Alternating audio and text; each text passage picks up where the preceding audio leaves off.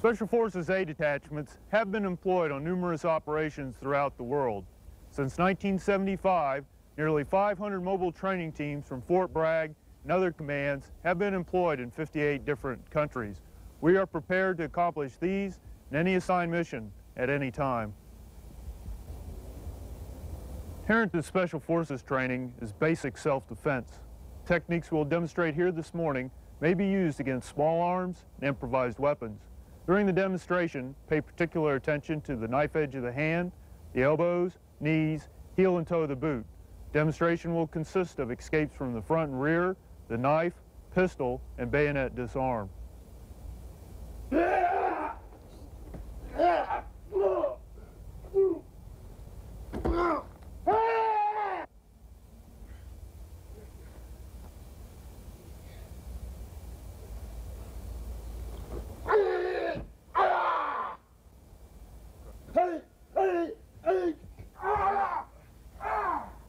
A detachments are highly skilled, intensively trained teams. An A detachment is innovative, and often the success of a mission depends on flexibility. An A detachment never stops learning. Underwater operations is one method of water infiltration.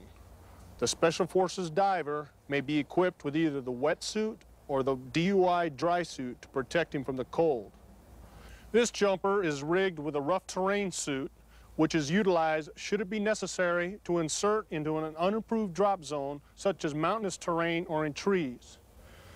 Notice the special helmet with full face mask and the special padded areas to protect critical portions of the body. This is the P7 pistol, fires a 9mm parabellum round, made in Germany. This is the P35 Browning high-power pistol, fires a 9mm parabellum, made in Belgium. The dental set and the mobile laboratory set, which enables the medic to perform basic laboratory skills in the field. A detachment medical personnel are trained in hospital operating room procedures. These items are of the demolitions kit, which affords the detachment with electrical as well as non-electrical firing capabilities of high explosives. This is the MP5A3. This is the MP5 Kilo. Both weapons are similar and fire a 9mm parabellum round. Weapons are submachine guns and are made in Germany. The equipment you see displayed may be either worn or carried into the operational area by individual detachment members. More equipment might be carried as dictated by the mission. However, in Special Forces, emphasis is placed on highly trained individuals operating with a minimum amount of equipment. This jumper is rigged for standard static line parachute insertion. Along with his individual weapon and equipment, he is equipped with the T-10 Reserve and the MC-1-1 Bravo main parachute. Many Special Forces missions require entry into and exit out of places without discovery by local authorities or military forces. Waterborne operations include underwater demolitions, navigation, and swimming with open and closed breathing apparatus.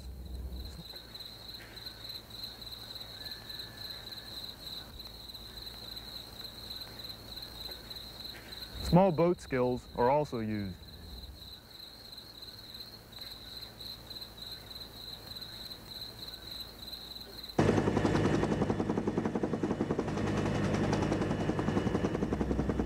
A detachments are highly experienced in air operations, whether it be a normal helicopter move forward,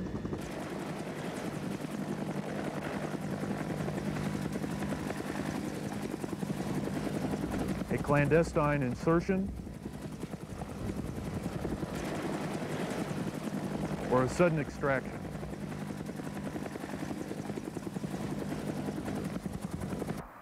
The United States Air Force often provides aircraft for Special Operations Forces. The jumps may be a normal static line jump, or it may be HALO, high altitude, low opening jump.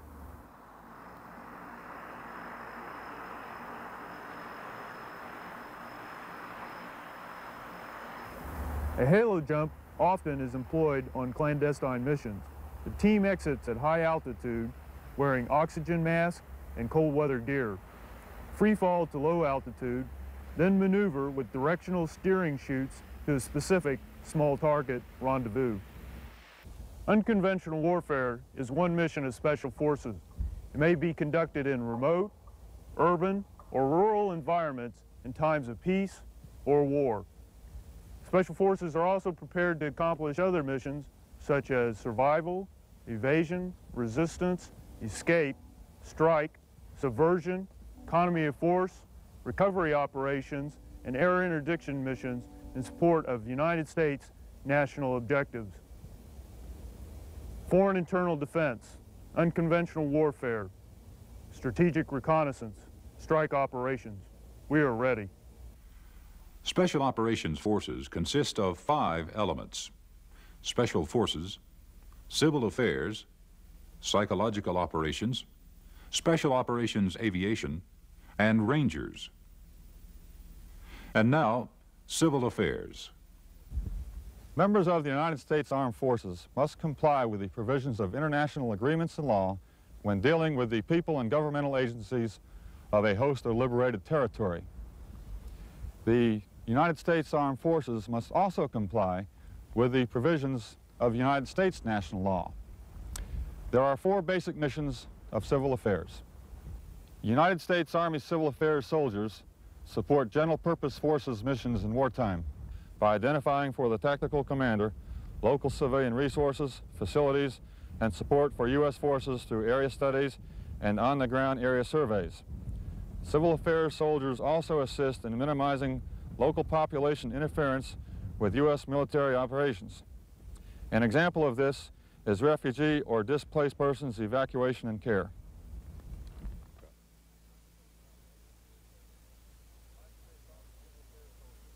United States Army Civil Affairs soldiers support Special Operations Forces conducting foreign internal defense missions during peacetime and pre-crisis by training, advising, and assisting host nation military forces in mobilizing and motivating its citizens to assist their government and military forces. An example would be teaching host nation military forces how to plan, train for, and conduct civic action projects such as digging wells, road construction, and other such projects that will enhance the image of the host nation government and military forces in the eyes of the local citizens. United States Army Civil Affairs soldiers support Special Operations Forces in unconventional warfare missions by providing civil affairs analysis of the political, economic, and social vulnerabilities of the area of operations, and by giving training in this analysis to unconventional warfare units. An example of this assistance is a Civil Affairs EEI, or Essential Elements of Information briefing prior to a Special Operations Forces mission. I'm here to give you your CA portion of the brief Urgent Fury.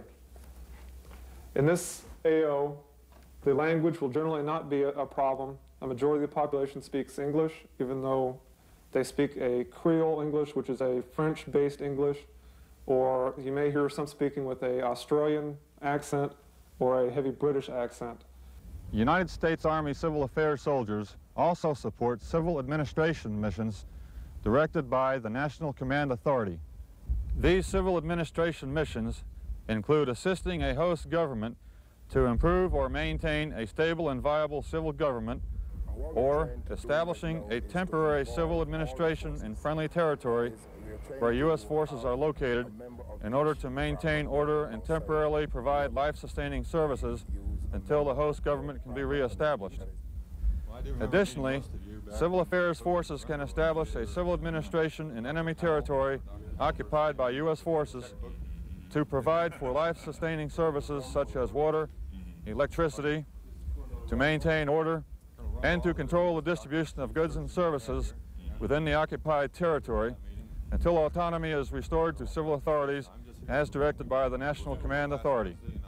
Civil affairs operations are those activities conducted in peace and in war which facilitate the relationship among U.S. military forces, civil authorities, and people in a nation in which those military forces are operating. In a free country, these activities are accomplished through coordination with local officials when possible.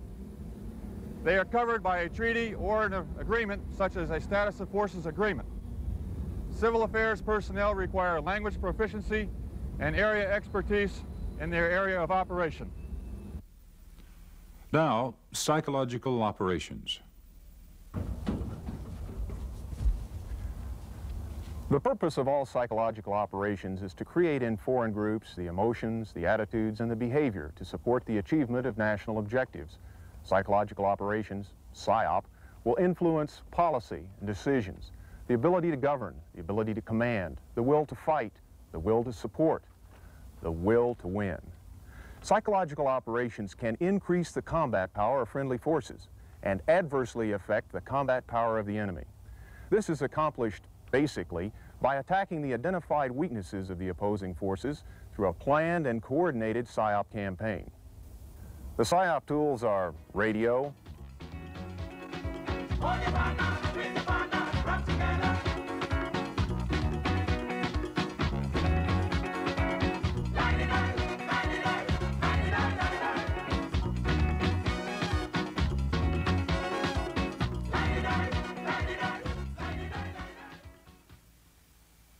television, leaflets,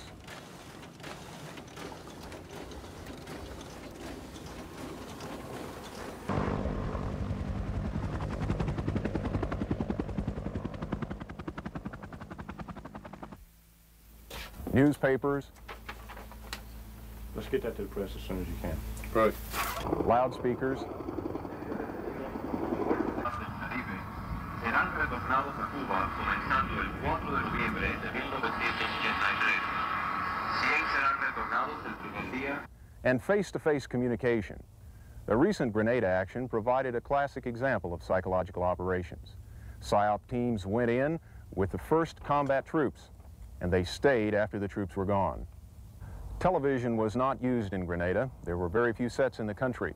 But in another situation where those few TVs were owned by key government personnel or other leaders, television would have been an ideal medium to use.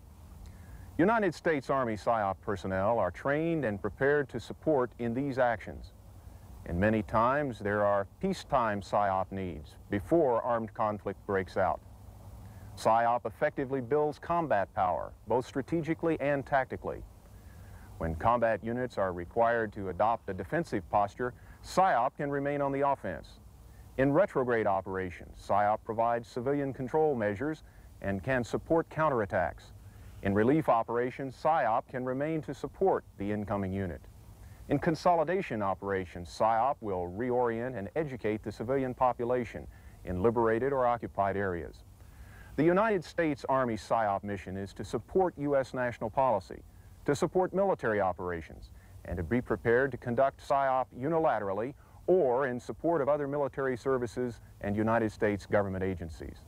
We also give PSYOP training, advice, and assistance to other U.S. armed forces and friendly nations.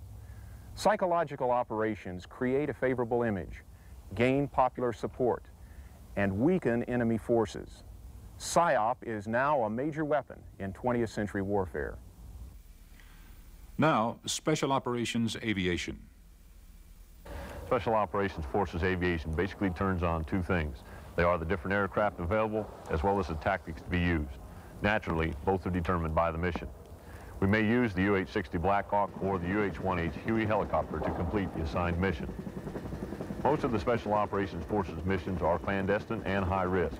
Therefore, we will use many tactics and seldom do we fly in a straight line. As well, we are trained in techniques and procedures for air operations in support of unconventional warfare, which may be applied to other Special Operations missions. Special Operations Forces Aviation is prepared to fly on short notice anywhere in the world.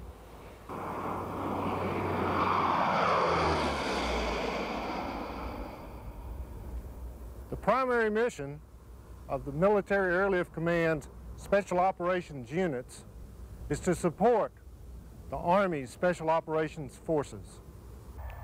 Our support consists of infiltration behind enemy lines, resupply of food, munitions, and equipment, exfiltration from objective areas after mission completion, firepower in support of ground forces, and leaflet dissemination and radio TV broadcast missions which enhance the overall PSYOP campaign.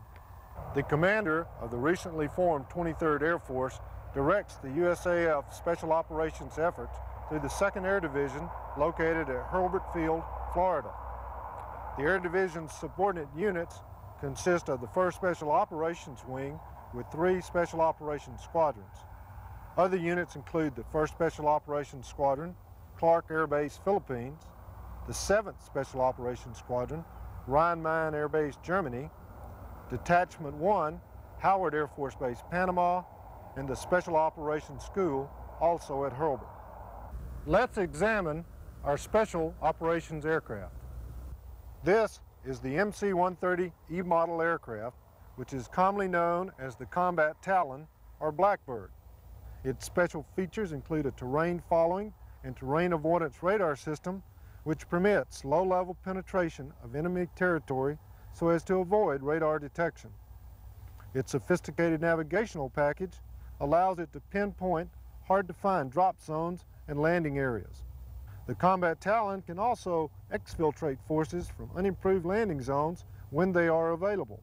However, when these landing zones are not available, one of the rotary wing members of the Special Operations family provides the greatest capability. The HH-53H Pavlo 3 helicopter also possesses special equipment that gives it unique capabilities. Its terrain following terrain avoidance radar provides a night all-weather capability for long-range infiltration and exfiltration missions. The best source of firepower is the AC-130 gunship. The H models are flown by the active force, and the older A models are manned by the Air Force Reserves.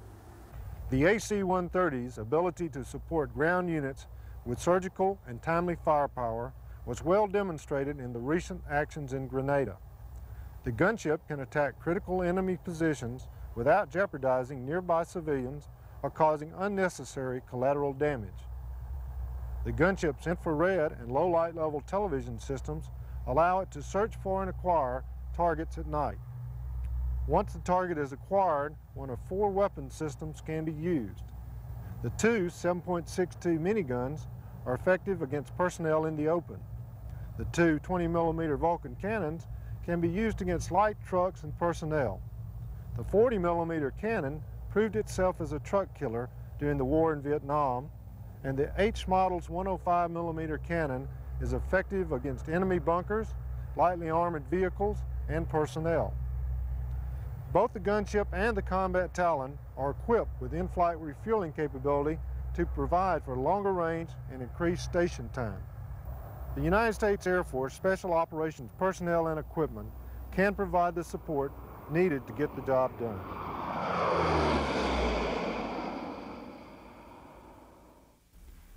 And now, Rangers.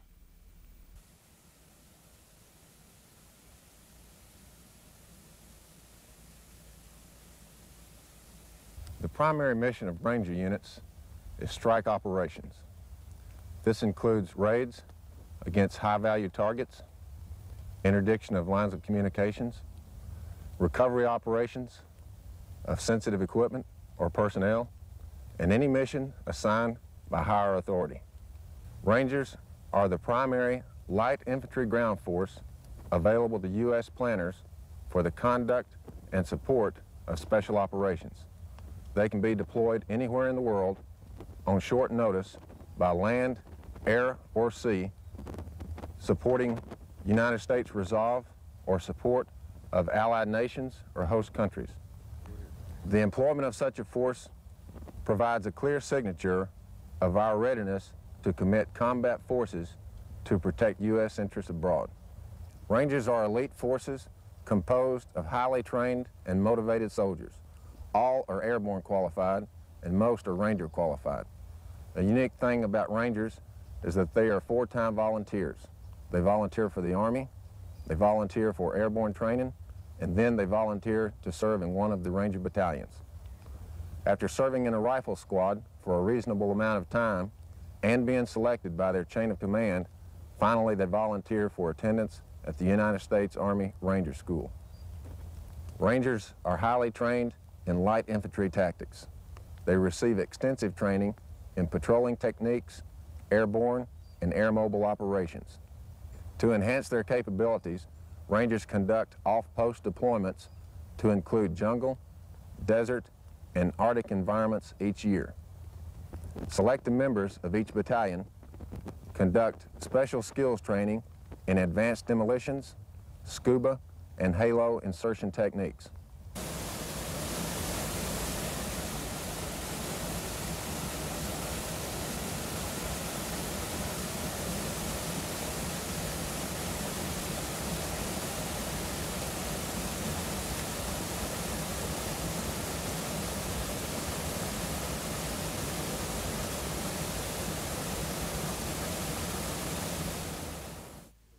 Special Forces, Civil Affairs, Psychological Operations, Special Operations Aviation, Rangers.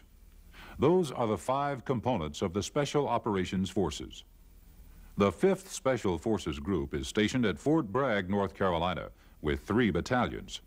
The 7th Special Forces Group is also stationed at Fort Bragg, North Carolina, with 2 battalions, while its 3rd Battalion is in Panama and under the operational control of SOUTHCOM, or Southern Command. The 10th Special Forces Group is stationed at Fort Devens, Massachusetts, with 2 battalions and 1 battalion deployed to Germany and under the operational control of EUCOM, or the European Command. The 1st Special Forces Group will be reactivated soon. It should be noted that 58% of the Army's Special Forces strength rests in reserve units. There are 2 U.S. Army Reserve Special Forces Groups, the 11th and the 12th, and 2 Army National Guard Special Forces Groups, the 19th and the 20th. The 96th Civil Affairs Battalion and the 4th Psychological Group are the only units of their kind in the active Army structure. Both are stationed at Fort Bragg, North Carolina. About 99% of our civil affairs assets and about 80% of our PSYOP assets are in reserve components. Currently, there are 2 U.S. Army Ranger battalions. One is stationed at Fort Lewis, Washington, and the other at Fort Stewart, Georgia. They, too, are a part of the Special Operations Command. Plans are currently underway to expand Ranger forces. Special Operations Forces function under many varied command and control arrangements. The exact structure is determined by the assigned mission, tasks, and the requirements of the commander. Let me show you some fairly typical SOF command and control situations. Usually there is a Special Operations Command headquarters. The SOC is a joint headquarters with staff representatives from all U.S. unconventional warfare forces, as well as non-military agencies, and includes its own combat service support elements. An SOC may be formed to satisfy UW requirements.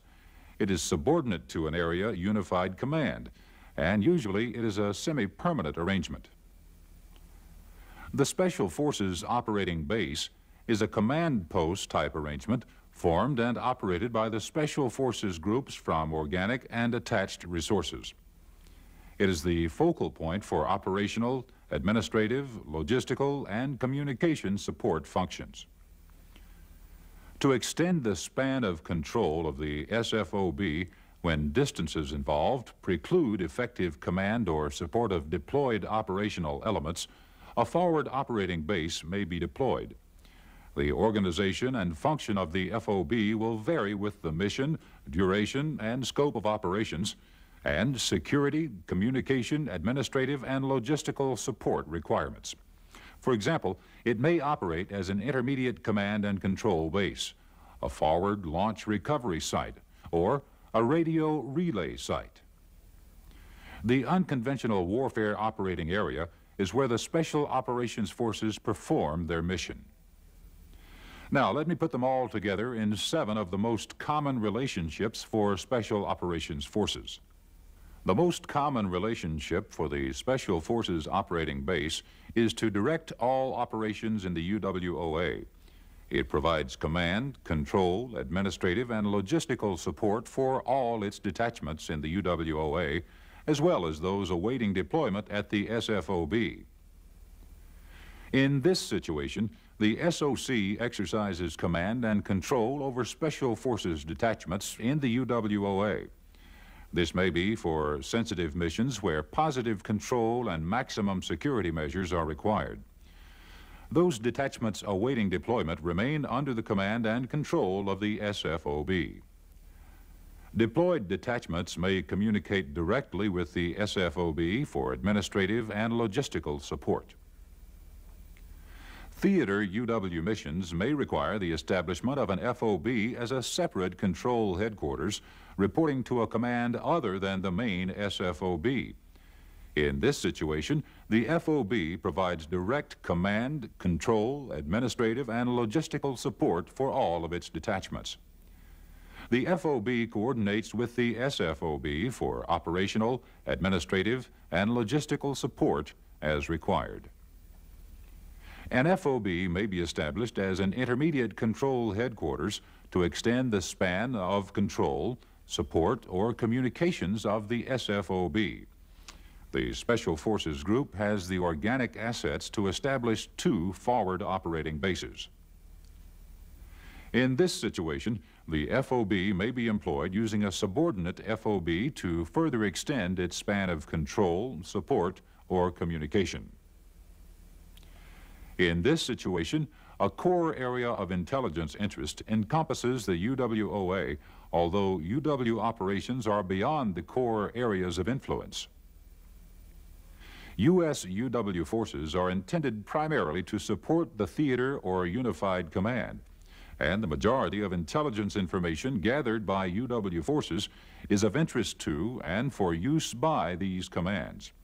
The sensitive nature of UW operations requires adherence to principles of compartmentation and strict security. Intelligence flow would follow existing lines of command and control, with appropriate information being passed to the Corps commander by the theater or unified commander. However, an SF liaison party may be provided by the SFOB to support the Corps headquarters at this time. The SF liaison party stays abreast of activities within the UWOA and informs the Corps commander and staff. It makes continuing reports on matters within the scope of its mission, keeps appropriate records, and advises the Corps commander of reports sent back to the SFOB. In particular, it ensures the timely flow of intelligence from the UWOA through the SFOB to the liaison party at Corps headquarters.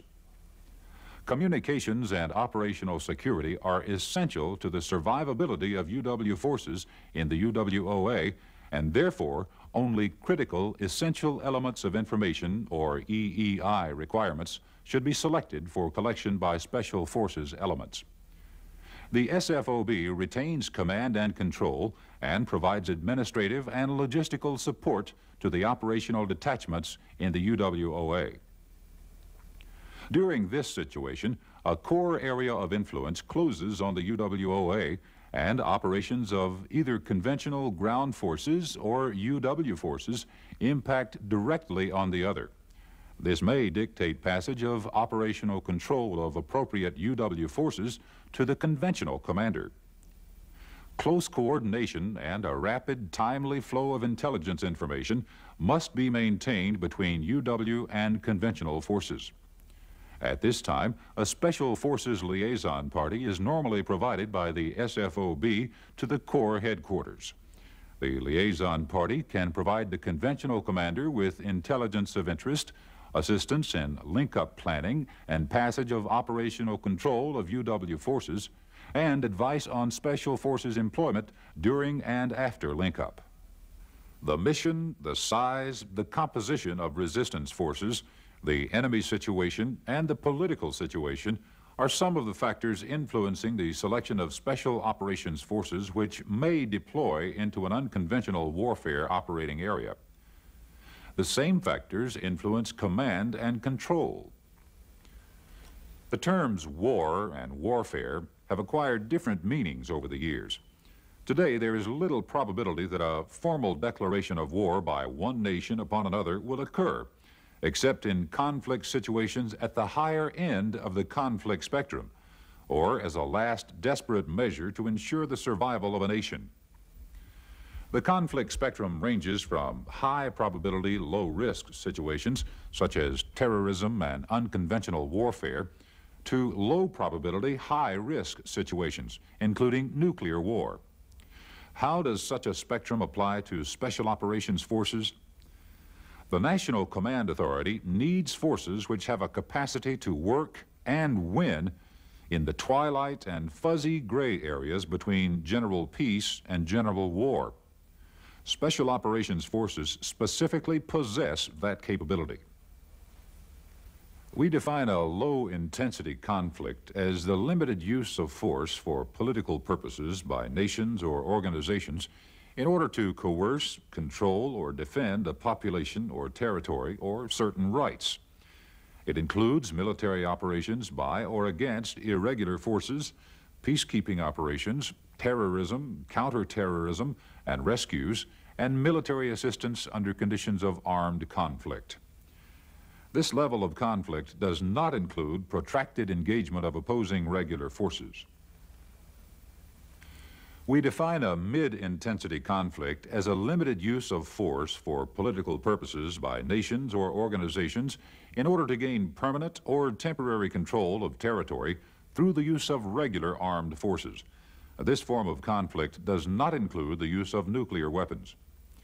Mid-intensity conflict may include some or all of the techniques and characteristics of low-intensity conflict. We define high-intensity conflict as the unlimited use of force by one or more nations to gain or protect territory. This form of conflict includes the use of nuclear weapons and may include some or all of the techniques and characteristics of low and mid-intensity conflict. At the lower end of the conflict spectrum, Special Operations Forces can perform several missions, the two most significant being unconventional warfare and foreign internal defense. Pre-crisis operations allow United States decision-makers to become involved in foreign areas of national interest while their range of policy options is still wide open. These operations enable the United States to assist countries in maintaining and improving their own security before a situation has deteriorated to the extent that conventional forces are required. Thus, the potential for intensified, higher risk, higher visibility conflict is decreased. Special Operations Forces give the National Command Authority needed flexibility in responding to threats at levels below conventional war and in a form and fashion appropriate to the challenge. Military operations conducted by these Special Operations Forces utilize highly trained, equipped, and organized DoD resources against strategic or tactical targets in pursuit of national, military, political, economic, or psychological objectives. They may support conventional military operations, or they may be committed independently when the use of conventional forces is either inappropriate or unfeasible. Sensitive peacetime operations are normally authorized and conducted under the direction of the NCA or the designated commander. Special operations may include unconventional warfare, counter-terrorist operations, collective security, psychological operations, and civil affairs measures. Special Operations Forces Unified Commands are committed to specific areas of the world. The European area is designated as SOC-EUR. The Atlantic area is designated as SOC-LANT. The Pacific area is SOC-PAC, and the Latin American area is designated as SOC-South. All other Special Operations Forces are commanded by SOC-CENT. For foreign internal defense, these soldiers are in the first phase of military training in their home countries by one of the Special Forces groups. They're being introduced into new equipment and training techniques that will allow them to eventually maintain the peace and security, foreign internal defense, of their own country. For unconventional warfare, these soldiers are undergoing training in unconventional warfare using U.S. furnished equipment. Training consists of weapons proficiency, communications, medical, and operational techniques. Well, our leader here right now, our advisor, Tops, as he's known, he's great to me, and he's going to guide us, and as I will guide my men in the future. And I want to say praise to them and to the American government, especially the members of the Fort Bragg in North Carolina for the training I received from them. Thanks. For strategic or tactical reconnaissance.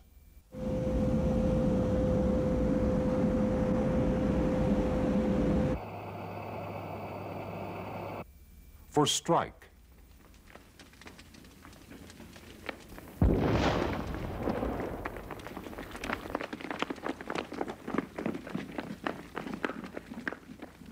For strategic and tactical psychological operations. Cualquier cubano todavía en el país. For civil affairs operations.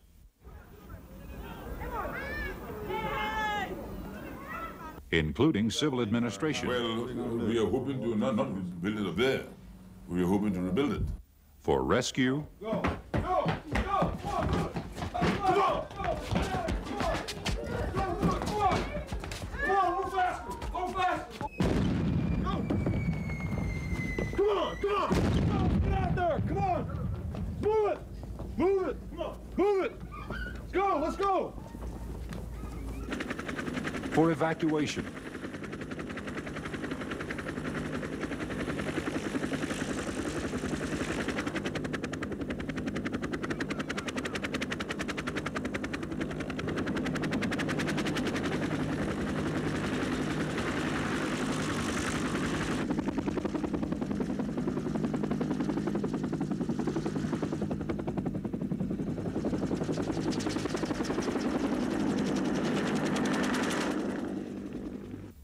For humanitarian operations. Kind of get them in a position or a line. We'll take the youngest first, and we'll work up to the oldest.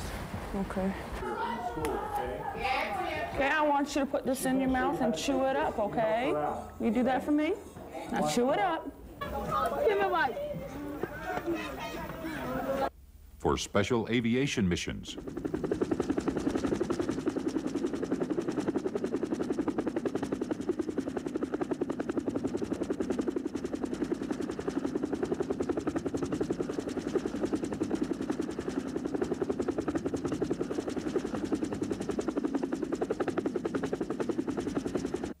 For sabotage.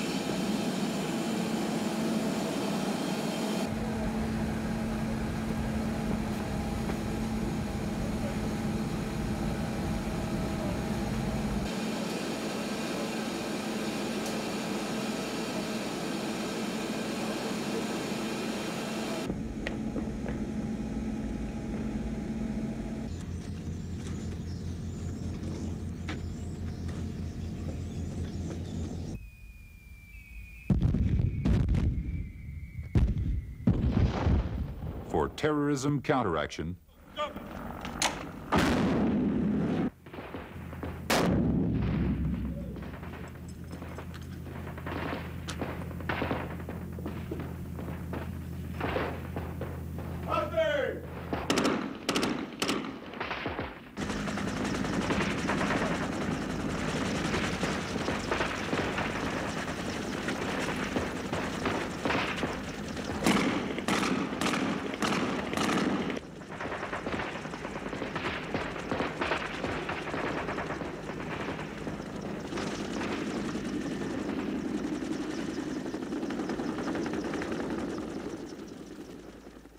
Special Operation Forces are ready.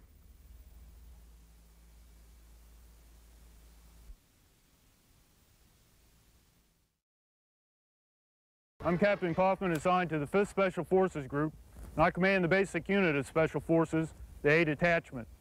54 A detachments comprise the Special Forces Group with an authorized strength of 1,200 officers and men. Special Forces Group consists of a headquarters and headquarters company, service company, military intelligence company, signal company, and 3 operational C detachments, also known as Special Forces battalions. Within each Special Forces battalion, there are 3 operational B detachments, also known as Special Forces companies, with 6 A detachments apiece. Missions of Special Forces are to conduct foreign internal defense, unconventional warfare operations, strategic reconnaissance, and strike operations in support of U.S. national objectives, military strategy in times of peace or war. Special Forces A detachments also conduct joint operations with our allied military units, whom we refer to as our counterpart forces. In order to accomplish these highly sensitive and important missions, Special Forces A detachments are language trained and area oriented. This means that all detachments are targeted against specific areas of the world, required to learn the language, geography, customs, traditions, and social mores of its people in order to work more cohesively with the local populace. This time I'd like to introduce my detachment. It's been specially formed to show its composite language capability and military occupational skills. Each individual will explain his duties and responsibilities, both in his foreign language specialty and in English. 我是支队指挥官，负责新援和管理支队。我们是受过总统外国战队一起工作。As the detachment commander, I'm responsible for training and control the detachment. We're trained to work with foreign forces. However, we also have the capability of conducting unilateral strategic special operations, and I speak Chinese. Je suis lieutenant Sauter, l'officier adjoint et le commandant en second du détachement. I'm Lieutenant Sauter, the detachment executive officer and second in command. My duties include supervision of all administrative and logistical matters of the detachment and our counterpart forces. We are prepared to provide advisory assistance in one or all of the following areas: tactical operations, intelligence, psychological operations, and population and resource control. An inherent capability of this detachment is to split into 2 elements or strategic reconnaissance teams. I would command one of these teams. I speak French and Greek.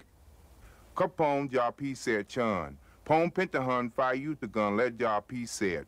I am Sergeant Chun, the operations sergeant and the senior non-commissioned officer on the detachment. I advise the detachment commander and his counterpart on planning, operation, and training. I can advise and present instruction in small unit tactics such as raids, ambushes, and patrolling. I receive advanced training in parachute packing and light weapons.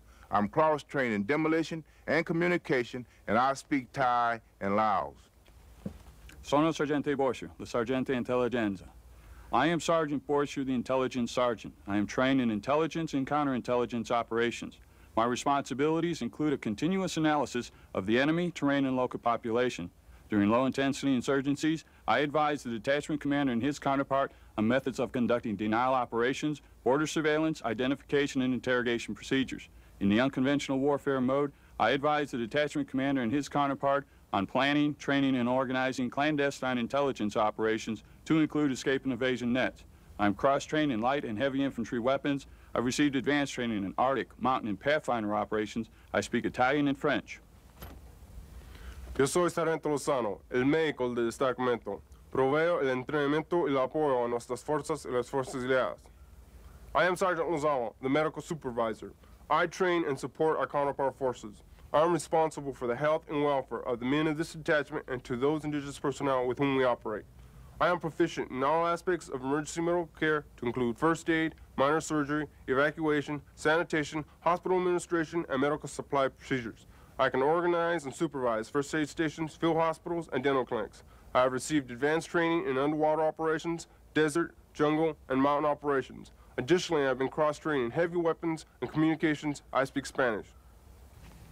Soy Sargento Calero, el asistente médico.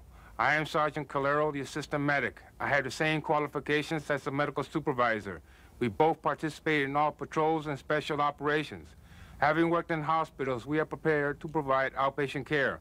I received advanced training in military operations in the desert, mountain, Arctic, jungle, and close quarters combat. I'm cross-trained in light and heavy weapons. I speak Spanish. I'm Rakib Stewart, Rakib Mohandes. I am Sergeant Stewart, the Engineer Sergeant. I'm responsible for all engineer training, construction projects, and demolition conducted by our detachment to our counterpart forces. I am trained in both American and foreign, mines, booby traps, and explosives.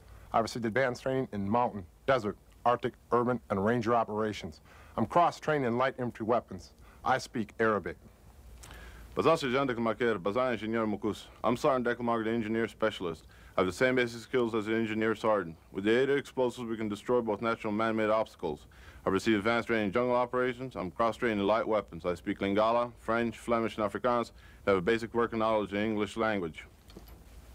Mein Sergeant Durfan Hun. Mein body hat Hun Kaagwahun. I am Sergeant Irvin, the heavy weapons leader.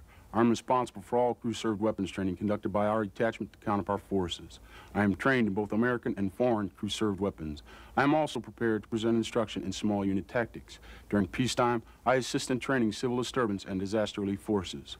My cross-training and other skills permit me to work with local police and other security forces. I've received advanced training in military operations in the mountains, jungles, desert, ranger, and special operations. I'm cross-trained in demolitions. I speak Urdu. Ana Rakib Gregory, El Rakib Leslie Head El Khafifa.